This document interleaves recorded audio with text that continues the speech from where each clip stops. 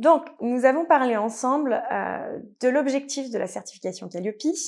Nous allons donc voir maintenant comment faire appel à ce fameux organisme certificateur et quelles vont être les différentes étapes par lesquelles vous allez devoir passer pour obtenir la certification Calliope. Dans un premier temps, vous allez devoir choisir votre structure, puisque rappelez-vous, c'est un organisme indépendant. Il existe une liste qui a été faite par le ministère du Travail. Je vous laisse la retrouver dans le cours plus bas, je vous ai mis le lien. Il faudra également, une fois que vous aurez choisi cet organisme, signer un contrat avec eux et vous soumettre à 3 audits. Donc le contrat, il devra comprendre la date de l'audit, forcément, les sites à auditer, si jamais votre organisme possède plusieurs sites, les interlocuteurs, donc les personnes à qui vont devoir s'adresser les personnes de l'organisme indépendant, mais également les personnes à qui vous allez devoir vous adresser. Les indicateurs qui sont concernés par l'activité de la structure, donc nous en parlerons un petit peu plus tard, vous n'êtes pas obligatoirement concerné par tous les indicateurs de Calliope.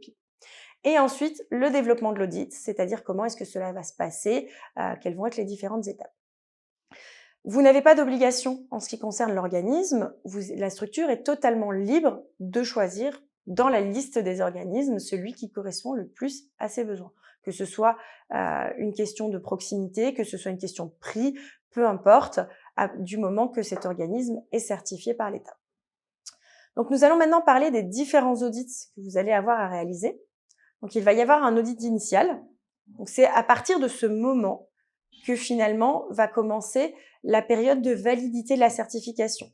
Ensuite, il y aura un deuxième audit. Ce deuxième audit sera réalisé à environ 18 mois et il est qualifié d'audit de surveillance. Son objectif, ça va être de vérifier que vous tenez toujours les critères de qualité.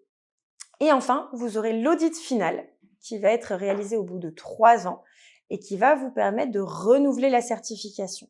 Une fois que l'audit initial est réalisé, la structure va recevoir la certification sous 15 à 30 jours. Donc vous recevrez toutes les informations, vous recevrez également les documents visuels vous permettant de communiquer sur l'obtention de cette certification. Et comme je vous l'ai dit, elle est valable pour une durée de 3 ans renouvelable. Comme pour tout audit, l'objectif, c'est simplement de vérifier que les actions de l'organisme de formation et des formateurs correspondent au référentiel qui a été établi pour noter quels éléments vont montrer la qualité de vos formations. Et donc, nous allons pouvoir ensuite aller étudier ensemble les différents critères et indicateurs qui vont permettre de définir ces critères de qualité.